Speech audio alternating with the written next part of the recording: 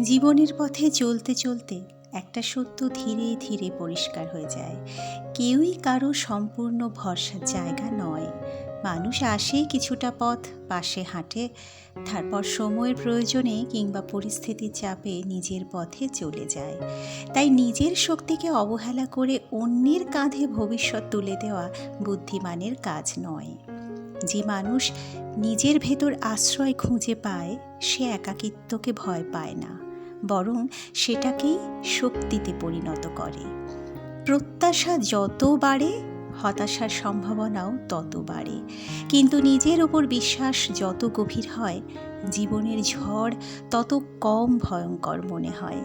সবাই একদিন না একদিন বদলে যাবে, পরিবেশ বদলাবে, সম্পর্কের রঙও বদলাবে। শুধু নিজের চরিত্র, সাহস আর আত্মবিশ্বাসী শেষ পর্যন্ত আপনার সবচেয়ে বিশ্বস্ত সঙ্গী হয়ে থাকবে। যেদিন এই সত্যটা মেনে নেওয়া যায়, সেদিন থেকে জীবনকে নিয়ে অভিযোগ কমে যায় আর শান্তি একটু একটু করে বাড়তেই থাকে।